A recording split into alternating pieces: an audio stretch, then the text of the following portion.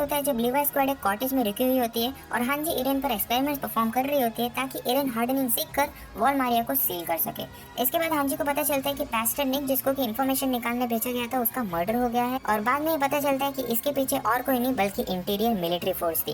Back in cottage लीवा सोचता है कि शायद गवर्नमेंट नहीं चाहती कि लोगों को टाइटन्स की सच्चाई पता चले और इसीलिए वो लोग स्काउट्स को डिसमेंटल करना चाहते हैं। लीवा का डाउट एकदम सही था क्योंकि इतने में उनको स्काउट्स के मैसेंजर द्वारा एक मैसेज मिलता है कि कमांडर एरविन को बंदी बना लिया गया है, स्काउट्स को गद्दार साबित कर दिया गया है और पूरी मिलिट्री और गवर्नमेंट हाथ धोकर इरेन और हिस्टोरिया के पीछे लग गई है। तो इसके बाद इतना तो क्लियर हो जाता है कि ये मिलिट्री गवर्नमेंट बिक गई है और ये सारे मिलकर हमको पागल बना रहे।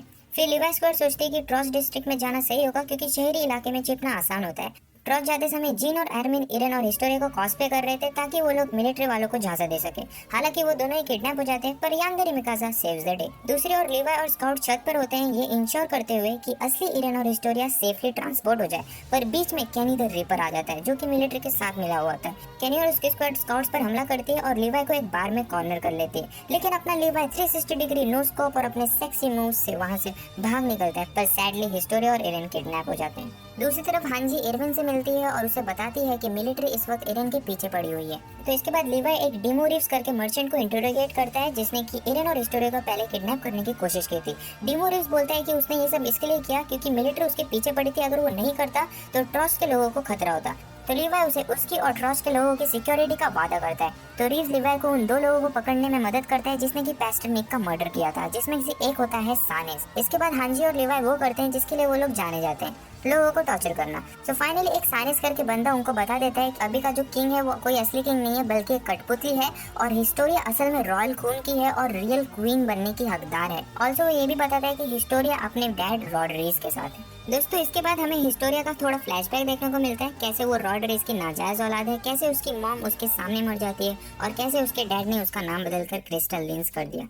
इसके बाद रॉडरीज कैनी को भेज के रीव्स को मार डालता है क्योंकि उसने उनको बिट्रे करा, पर ये सब रीव्स का बेटा देख लेता है। बैक एट लीवाई स्क्वाड इरेन ने हांजी को जो इन्फॉर्मेशन दी होती है उससे वो ये कंक्लूड करती है कि अगर कोई नॉर्मल इंसान टाइटन शिफ्टर को खा लेता है तो वो खुद टाइटन शिफ्टर बन जाएगा। और एक बहुत बड़ा खुलासा होता है अटैक ऑन टाइटन यूनिवर्स में, जिससे कि स्काउट्स को पता लगता है कि गवर्नमेंट इरेन के पीछे इसके लिए पड़ी है क्योंकि गवर्नमेंट को इरेन के अंदर का टाइटन चाहिए होता है। ऑन द अदर हैंड हांजी की इन्फॉर्मेशन मिलने के बाद एरविन कमांडर पिक्सिस को ये बताता है कि वो गवर्नमेंट को ओवरथ्रो करने की सोच रहा है और वो हिस्टोरिया को क्वीन बनाना चाहता है क्योंकि वो उसकी असली हकदार है। इतने में फिर हरामी मिलिट्री वाले पब्लिक में ये अफवाह फैलाने लगते हैं कि रीव्स को एरविन ने मारा है और स्काउट्स बहुत बड़े गद्दार हैं, जिसकी वजह से बहुत सारे स्काउट्स को अरेस्ट कर लिया जाता है। पर हमारी लीवा स्क्वाड अभी भी बची हुई है और वो लोग निकल जाते हैं एरन हिस्टोरिया को बचाने के लिए। तो लीवा स्क्वाड मिलिट्री से बचकर जंगल में छुपे हुए होते हैं जहाँ पर वो लोग दो मिलिट्री ऑफिसर मार्लो और हिस्ट को पकड़कर उनको सच्चाई बताते हैं। वो उनको बताते हैं कि एनी असली में फीमेल टाइटन है और गवर्नमेंट हमसे टाइटन की सच्चाई छुपाना चाहती है और कैसे स्काउट्स की कोई गलती नहीं है। ये सब सुनने के बाद मार्लो और हिच उनकी मदद करते हैं और उनको ऐसा मिलिट्री पोस्ट बताते हैं जहाँ पर ज्यादा सिक्योरिटी नहीं है। फिर स्काउट्स वो मिलिट्री पोस्ट कैप्चर कर लेते हैं और फिर लीवाई वहाँ के ऑफिसर को टॉर्चर करके हिस्टोरिया और एरन की लोकेशन निकालता है। इतने में ट्रस्ट में हांजी रीव्स के बेटे फ्लीगल से मिलती है और दोनों मिलकर मिलिट्री का पर्दाफाश कर देते हैं, वो भी सबके सामने। ऐसे में ट्रस्ट के लोगों का गवर्नमेंट से भरोसा उड़ जाता है।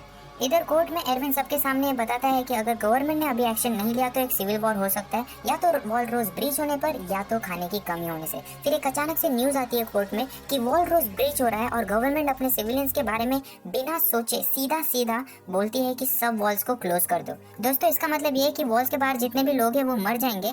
तो और गवर्नमेंट का ये डिसीजन सुन के सब लोग शॉक हो जाते हैं। बाद में डैलस जैकरी आता है और वो सबको बताता है कि कोई वॉल्स ब्रीच नहीं हुए, वो सब एक झूठ था, ये दिखाने के लिए कि गवर्नमेंट किस हद तक गिर सकती है और कैसे इस गवर्नमेंट को अपने सिविलियंस की बिल्कुल भी नहीं पड़ी है। इस तरह मिलिट्री और स्काउट्स एक साथ हो जाते हैं और गवर्नमेंट को ओवरथ्रो कर देते हैं और अगले दिन ये न्यूज पब्लिक और लीवाई स्क्वाड दोनों को पता लगती है और लीवाई स्क्वाड तो बहुत ज्यादा खुश हो जाते हैं। यहाँ ये लोग खुश हो रहे थे और वहाँ हमारा मेन कैरेक्टर एक केव में बीडीएसएम स्टाइल में बंधा हुआ होता है। पीछे से उसको हिस्टोरिया और रॉड हाथ लगाते हैं और एलियन को अपने डैड की थोड़ी थोड़ी मेमोरीज मिलती है। उसको पता लगता है कैसे उसने टाइटन बन के अपने डैड को खाया था और हिस्टोरिया को भी अपनी बहन की मेमोरीज मिलती है। बाद में रॉड हिस्टोरिया को बताता है कि एरियन के डैड ग्रीशा ने 5 साल पहले रॉड की पूरी फैमिली को मारा मारा था और फ्रीडा का फाउंडिंग टाइटन चुरा लिया था। इतने में केनी वहाँ पर आके रॉड को बताता है कि देखो भाई, गवर्नमेंट की तो वाट लग गई है। पर दोस्तों, केनी मिलिट्री का बंदा नहीं होता, वो रॉड का पर्सनल सर्वेंट होता है। तो केनी और उसके साथी स्काउट्स का इंतजार करने लगते हैं इन केव।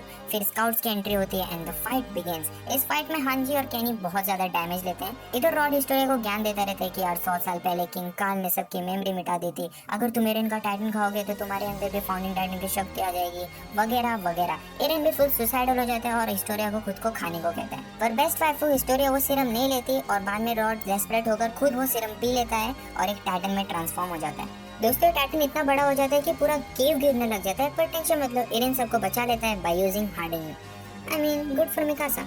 मीनवाइल रॉड का टाइटन बौखला गया होता है, वो इतना बड़ा हो जाता है कि उस पर कैनन्स भी काम नहीं करते। फिर एरेन उसकी ब्यूटीफुल मुंह में बहुत सारा बारूद डाल देता है और उसके टुकड़े टुकड़े हो जाते हैं। पर इससे पहले कि वो रीजनरेट हो, हिस्टोरिया रॉड का गला काट देती है और सबके सामने ये घोषित करती है कि मैं क्वीन हूँ। इसी दौरान लीवाई मरते हुए केनी से मिलता है और हमें लीवाई का फ्लैशबैक देखने को मिलता है। केनी लीवाई को बताता है कि मैं तुम्हारा अंकल हूँ और उसका एक लास्ट टाइटन सीरम देता है। फिर हिस्टोरिया क्वीन बन जाती है और लीवाई को पंच करती है। And after 3 seasons लीवाई finally smiles. उसके बाद एक सीन आता है जहाँ पर राइनर को बीस्ट टाइटन द्वारा हारा हुआ दिखाया जाता है और ज़ीग उनको बोलता है कि आइंदा से मेरी अथॉरिटी को क्वेश्चन मत करना, तुम दोनों जाओ और कोऑर्डिनेट लेके आओ।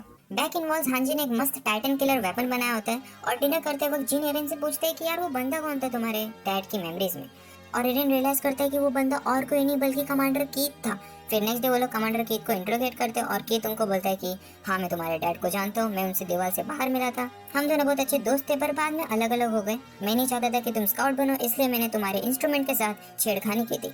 पर इसके अलावा कीथ को और कुछ नहीं पता होता। फिर एरविन, हांजी और लीवाई बात करते हैं और एरविन बोलता है कि यार लीवाई, एरेन के बेसमेंट में कुछ तो गड़बड़ है, ये साले मांगा रेडर्स कभी से ट्रोल कर रहे हैं, चलो अब तो जाके देखना ही पड़ेगा। तो क्योंकि अब एरेन ने हार्डनिंग सीख ली होती है तो स्काउट प्लान बनाते हैं शिगांशिना और वॉर मारिया को सील करने के लिए।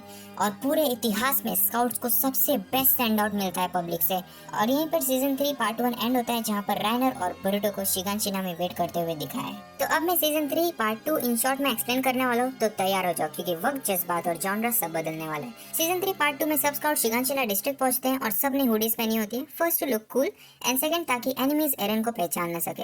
एरेन फटाक से हार्डनिंग यूज करके शिगांशिना सील करता है और बस अब वॉल मारिया सील करना बाकी रह गया होता है। पर इतने में दीवार के बीच में से राइनर निकलता है और ऑलमोस्ट लीवाई उसको मार ही देता है, पर राइनर ट्रांसफॉर्म हो जाता है और इसके तुरंत ही बाद बीस्ट, कार्ट और बहुत सारे और टाइटन्स अपीयर होते हैं। बीस्ट टाइटन बड़ा सा पत्थर फेंककर स्काउट्स को अलग अलग कर देता है।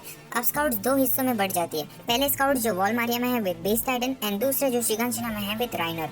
दोस्तों, ऐसे में हमारे हीरो सीधा सीधा ज़ीग की चाल में फंस जाते हैं। पर ये कोई सोचने का टाइम नहीं है, एरेन सीधा ट्रांसफॉर्म होता है और राइनर पर अटैक करता है और स्काउट्स के हिडन वेपन थंडर स्पीयर और एरेन की हार्डनिंग की वजह से वो लोग ऑलमोस्ट राइनर को हरा ही देते हैं। पर बाद में राइनर उनो रिवर्स यूज करता है और हम लोग को ये पता चलता है कि राइनर अपनी कॉन्शियस शरीर के दूसरे हिस्सों में ट्रांसफर कर सकता है, जिससे कि उसका गला भी कट जाए तो भी वो जिंदा रहेगा।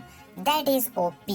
ऐसे में राइनर बहुत जोर से दहाड़ मारता है और beast titan yeets a barrel into Shiganshina और उस बैरल में होता है बोरुटो, जो कि ट्रांसफॉर्म होता है कोलोसल टाइटन में, resulting into Hiroshima Nagasaki combined. इसके वजह से दोस्तों बहुत सारे स्काउट्स मर जाते हैं, सिर्फ मिकासा, आर्मिन, कॉनी, शाशा, एरन और जॉन बचते हैं और ऐसा लगता है कि हांजी भी मर गई।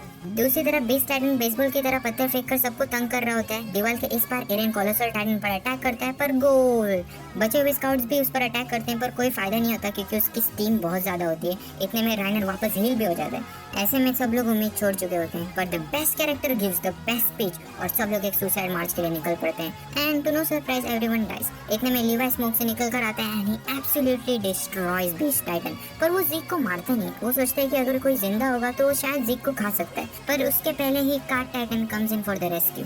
दीवार के इस पर आर्मिन नोटिस करते हैं कि जब भी कोलोसल टाइटन स्टीम यूज करता है वो पतला होते जाता है और वो हमेशा की तरह एक प्लान बनाता है। वो अपना ओडीएम गियर कोलोसल टाइटन के दांत में लगाता है और उसे मैक्सिमम स्टीम यूज करने मजबूर कर देता है।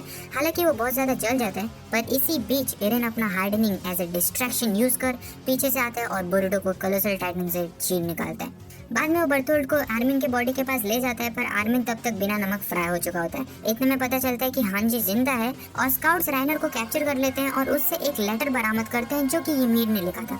इसी बीच ज़ीग बर्टोल्ड को बचाने आता है, but Eren stands in the way. Zeke Eren को बोलता है कि तुम और मैं, हम दोनों ही तुम्हारे डैड ग्रीशा के विक्टिम्स हैं। पर फिर एक गुस्सैल और थका हुआ लीवाई आता है एंड ज़ीग लीव्स द सर्वर। पर जाते जाते ही डज सेव राइनर। अचानक से पता लगता है कि एरविन अभी भी जिंदा है और लीवा उसको शॉट देने ही वाला होता है कि तभी वहाँ पर एक स्काउट एरविन की बॉडी को ले आता है। अब पूरा ग्रुप कंफ्यूज हो जाता है कि किसको बचाना चाहिए। एक दूसरे में लड़ने के बाद फाइनली लीवा डिसाइड करता है कि वो एरविन को ये शॉट देगा, पर बाद में एरविन के एक इंस्टिंक्ट एक्शन को देखकर लीवा सोचता है कि Erwin should rest in peace. फिर एरविन टाइटन बनकर बरूटो को खाता है और कोलोसल टाइटन बन जाता है। इन सब एक्शन एंड इवेंट्स के बाद अब सिर्फ लीवा स्क्वाड बची हुई होती है। बाद में लीवा स्क्वाड एरन के बेसमेंट में जाती है और उन्हें 3 बुक्स मिलती है और एक फोटो मिलती है जिसके पीछे ये लिखा होता है कि इस फोटो को हाथ से नहीं बल्कि एक टेक्निकल इंस्ट्रूमेंट से खींचा गया है। और सबको ये पता लगता है कि उनकी दुनिया एक्चुअली बस एक छोटा सा आइलैंड है और इस आइलैंड के बाहर मार्ली नाम का देश है जहाँ पर टेक्नोलॉजी है और लोग लग्जरी में रह रहे हैं। और हमारे मेन कैरेक्टर्स को ये पता चलता है कि जो भी लोग पैराडाइस आइलैंड में रह रहे हैं उनको एल्डियंस या सब्जेक्ट्स ऑफ वीमीर कहा जाता है। इसके बाद लीवा squad leaves the Aaron's basement और एरन को सपने में अपने डैड की मेमोरीज पता लगती है। एरन को पता लगता है कि एरन की डैड ग्रीशा की बहन को एक मार्लिन ऑफिसर ने कुत्तों को खिला दिया था, जिसके बाद ग्रीशा के डैड उसको डांटते हुए बताते हैं कि ईमिर फ्रिट्स ने बहुत साल पहले एक दानव से कॉन्ट्रैक्ट बनाया था जिसकी वजह से वो टाइटन में बदलने लगी। बाद में जब ईमिर फ्रिट्स मरी तो उसकी आत्मा 9 टाइटन्स में बदल गई और ये 9 टाइटन्स ही हमारे एल्डियंस यानी हमारे मेन कैरेक्टर्स के पूर्वज हैं। इन 9 टाइटन्स ने अपनी शक्ति का इस्तेमाल मार्ली और दूसरे देश को डिस्ट्रॉय करने में किया, पर ये तानाशाही ज्यादा देर नहीं चली क्योंकि उसके बाद मार्ली ने एल्डियंस के सिस्टम के अंदर से कंस्पिरेसी की और 9 में से 7 टाइटन्स को हासिल कर लिया। हालत बिगड़ते देख किंग कार्ल बहुत से एल्डियंस को लेके पैराडाइस आइलैंड चला जाता है और 3 दीवार बना देता है। पर अभी भी ऐसे बहुत सारे एल्डियंस हैं जो मार्ली में फंसे हुए होते हैं और इसके लिए एल्डियंस को मार्ली एकदम कुत्तों की तरह ट्रीट करती है। इसके बाद ग्रीशा बड़ा होता है और वो एक एल्डियन रेस्टोरेशनिस्ट ग्रुप को ज्वाइन करता है जिनके हिसाब से ईमिर कोई दानव नहीं थी बल्कि एक भगवान थी। उसने हमेशा लोगों का भला चाहा होता है। इस ग्रुप में एक आउल करके स्पाई होता है। यहाँ ग्रीशा डीना से मिलता है जो पूरे मार्ली में एक लौती रॉयल ब्लड की मेंबर होती है। बाद में दोनों शादी करते हैं और दोनों का बच्चा होता है जीक। तो जीक एक्चुअली में एरन का स्टेप ब्रदर है। बाद में रेस्टोरेशनिस्ट लोग एक प्लान बनाते हैं कि वो लोग जीक को एक वॉरियर स्पाई बनाएंगे ताकि वो पैराडाइस आइलैंड जाए, फाउंडिंग टाइटन को ले और उसका इस्तेमाल मार्लियंस के लिए नहीं बल्कि एल्डियंस के लिए करे। पर जीक मिलिट्री को ये पूरा प्लान बता देता है और पूरी की पूरी रेस्टोरेशनिस्ट ग्रुप मारी जाती है। लेटर इन द सीरीज से पता चलता है कि वो female smiling titan actually Dina Yeager थी और एल्डियन जासूस द आउल और कोई नहीं बल्कि क्रूगर था जो खुद एक टाइटन शिफ्टर होता है। बाद में क्रूगर मार्लियंस की शिप तबाह कर देता है और ग्रीशा को बताता है कैसे टाइटन शिफ्टर बस 13 साल तक जी सकते हैं। वो बोलता है कि उसके 13 साल पूरे होने वाले हैं, इसलिए तुम मेरा अटैक टाइटन लो, तुम पैराडाइस जाओ, फाउंडिंग टाइटन लो और एल्डियंस के लिए उस फाउंडिंग टाइटन की शक्ति का इस्तेमाल करो। इसके अलावा वो उसको पाथ्स के बारे में भी बताता है। बैक इन पैराडाइस एरन नींद से उठता है और एरविन और मिकासा को टाइटन्स के बारे में बताता है। पर इससे पहले कि वो लोग और ज्यादा बात करें वो लोग मीटिंग के लिए निकल पड़ते हैं। मीटिंग से पहले हिस्टोरिया ईमिर का लेटर पढ़ती है जो कि उसने राइनर से लिया होता है। अब मीटिंग में हांजी सबको सच्चाई एक्सप्लेन कर रही होती है और उस वक्त महाशय एरन को ये रियलाइज होता है कि वो सीजन 2 में फाउंडिंग टाइटन की शक्ति इसलिए यूज कर पाया क्योंकि वो रॉयल ब्लड की अपनी स्टेप मॉम डीना येगर के डायरेक्ट कांटेक्ट में था। हालांकि ये बात वो सिर्फ खुद तक रखता है और दूसरों को नहीं शेयर करता, पर वापस एरन वियर्डली रिएक्ट करता है जब सबको मेडल मिल रहा होता है और एरन हिस्टोरिया का हाथ पकड़ता है तो वो बहुत अजीब सा चेहरा बनाता है। हांजी की सच्चाई एक्सप्लेन करने के बाद फाइनली पैराडाइस के लोगों को पैराडाइस की पूरे इतिहास के बारे में मालूम पड़ता है और उनको पता लगता है कि 100 साल से उनका हुतिया का डर है। पर धीरे धीरे सब चीजें नॉर्मल होने लग जाती है and in the end of the season Eren और लीवा स्क्वाड आइलैंड के अंत यानी समुद्र तट पर पहुंचते हैं और हमें एक बीच एपिसोड देखने को मिलता है। एरन हाथ दिखाकर बोलता है कि अगर हमने मार्लियंस को मार दिया तो हम फाइनली आजाद हो जाएंगे। जिस फ्रीडम की सबको इच्छा थी वो और भी बहुत दूर है और यहीं पर सीजन खत्म हो जाता है।